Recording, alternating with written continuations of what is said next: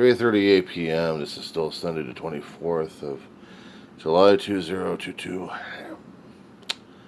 Yeah, we're back again. The grieving guy from Roseman, California, except in a different format right now.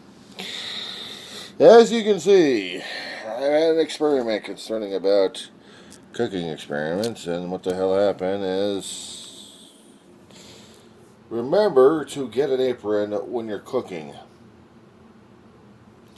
Otherwise, you ruin your favorite shirts left and right. Well, this message is going out to those people who are still suffering through this damn crap, because believe me, I know the feeling. I've been using the YouTube like crazy, trying to get the message out that you're not alone through this thing. We're all trying to help each other out. Because grieving is one of those social things that people don't like to talk about to anybody else for that matter. Give me one quick second here. Sorry about that. Grieving is a process that I call regarding the loss of our loved ones, and it's hard as hell to deal with it. I know everyone else is going through it. It's part of the cycle of life. But it's not supposed to be the easiest thing for us to go through. It's just, some people call it the measure of love not expressed, and it leaves its painful mark. Maybe that's the case right there, and we still have a lot of love left in our lives for those people. We go through triggers, we go through a lot of things that make us lose track of what's going on right now, make us depressed as hell, worse than being sad, and we're constantly trying to recover from that while feeling tired at the same time. Trust me, we're all going through that. I know that as a kid, we're all taught differently. We're all taught to be men. Manly men are not supposed to be dealing with our emotions. The unfortunate part, we are men and we are dealing with our emotions and we are crying, but the worst thing is we're killing ourselves over it.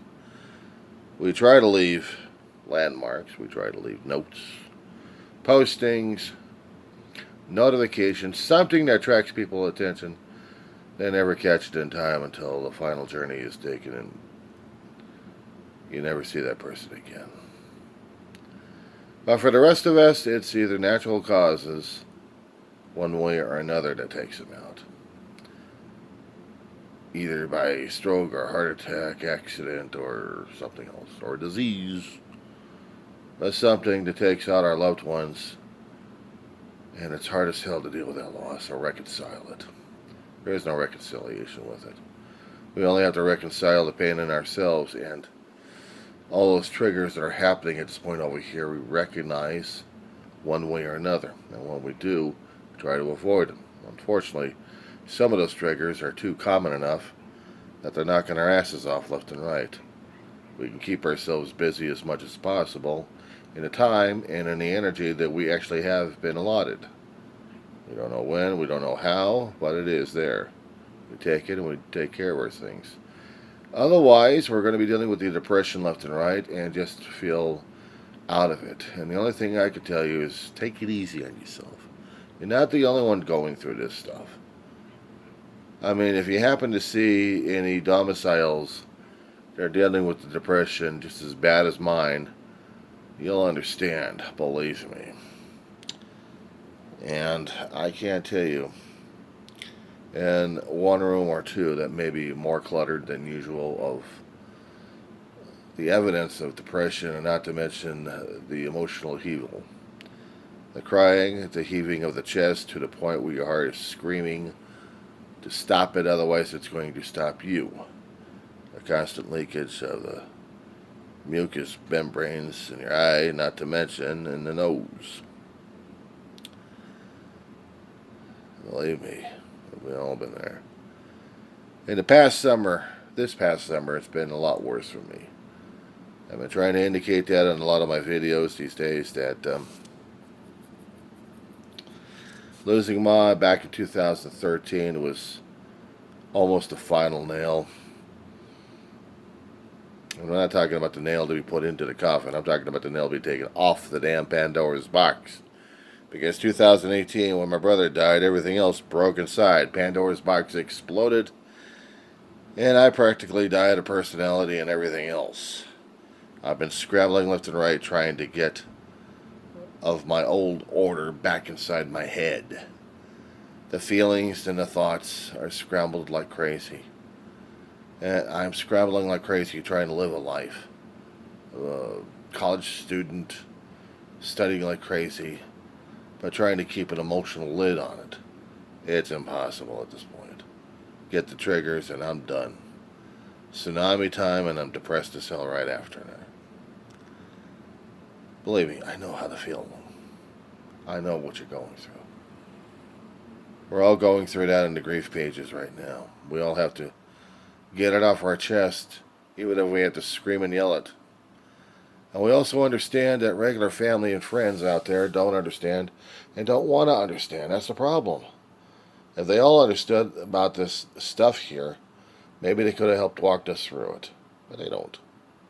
They don't know how to approach us because they haven't been through the trauma long enough to understand it, or else they've been compartmentalizing their feelings enough to where they don't even relate to it, emote to it, nothing to it. I know. I've been that way all my life until my mother and then my brother. And now I'm just one big empath. I can see pictures and I can see characterizations and then other actions out there, thoughts, feelings, God knows everything else. And I'm put through the triggers and I'm put through the emotional again. It's not easy. My triggers are a family of love, of hugging, because it reminds me too much of what I did with my family. I don't know that the amount of love I've got is royally, royally kicking my ass. And it would be so easy not to say. It's so easy not to say that I don't want to deal with this. Well, quite frankly, I don't want to deal with this. I don't want to deal with this pain I'm going through right now. But you know what? I chose. I'm choosing not to use drugs or alcohol or anything else, not even medications to get through the damn thing. I fight my way through this thing. I claw and I struggle. Because I'm afraid of screwing up my brain, which is already screwed up right now as it is. Despite someone's quote-unquote best efforts or best thoughts, forget it. I'm trying to deal with the way I can deal with it right now. And if it doesn't jive with everybody else, I don't care. I'm surviving my own way. But at least I am not trying to kill myself. I will leave as many clues on Facebook and on my videos about how I'm dealing with it. And how many of those poems and connections out there to let people know, hey, I'm still alive. I'm still grieving. It'll be nice to get a little bit of a contact here, you know that? Not the ones who'll be wanting saying, I'll be your friend. You're not my friend. You're looking for someone to leech on. I don't want those kind of friends. No, the ones that are going to be crying their eyeballs out, the ones that are heavy-hearted, ones that understand about pain and grief and suffering. About every single day you're waking up and you're crawling on your belly. And you're dealing with the pain as best as you can. I don't want to keep running into those people and saying, well, just let it go and you'll be alright. That wasn't letting go, that was compartmentalization, and you're dealing with life and trying to survive on its own terms. Don't tell me about letting it go. I tried that once, a few times. It doesn't work for me. So for this grunt, who's never been in any U.S. or any mortal military of any sort, I'll go through the obstacle course in the muck, in the mud, and everything else. Not because I'm such a great guy or a brave guy. It's because I don't trust as much. And I'm going through this alone because I got no choice. I love and respect my family too damn badly to kill myself just yet. Not to mention, I'm afraid of what God's going to say about this poor schmuck anyway. So I'm going to deal with it as best as I can. You guys don't like it, I don't give a flying fuck. I'm dealing with it as best as I can.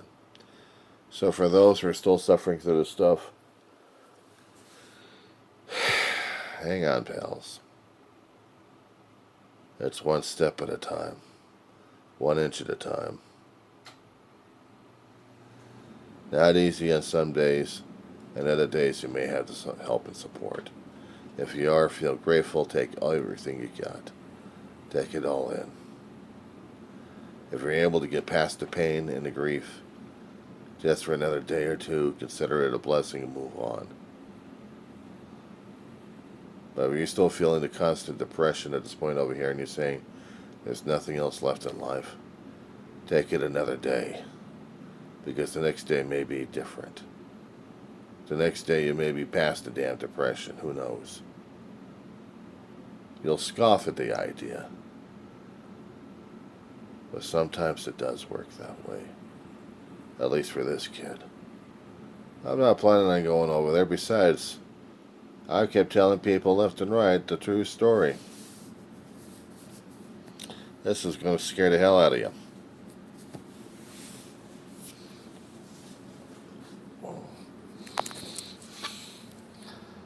Somewhere in there is a scar. Before I got turned into a whale. Smaller, larger, scarier, redder and pinker. Age of 4 years old, open heart surgery to repair mitral valves leaking. 3 times on the table I died, and 3 times I came back to life because I kept going up and down, up and down, up and down. I stayed down here because there was a letter written to the surgeon before the operation happened. An instruction from my brother, a plea. Please, doctor, don't let my brother die. Somehow the boss man upstairs read it, kept a file on it, kept an eye on me, and kept denying me going upstairs to heaven. Kept intercepting me and sending me back in. And it's uncomfortable as hell when you're doing that at age of 4 years old because the context and perspective is so screwed up at that time. I live with a hell of a lot of anger and a lot of fear. Oh, I could talk about this thing for hours and hours at this point over here, but I'm not wasting phone space at this point. Suffice it to say, look at my YouTube, Diary of a Griever named John Weaver. That's me. And I'll explain everything on there. And a lot of videos of what I'm going through. It's my own legacy out there. My own autobiography of sorts. At least I'll leave something out there. Breadcrumbs. Something people can understand and relate with. If not, it's just my last will and testament or something like that. I'll post out there maybe. But I'm talking about myself. And I don't care what happens to me at this point.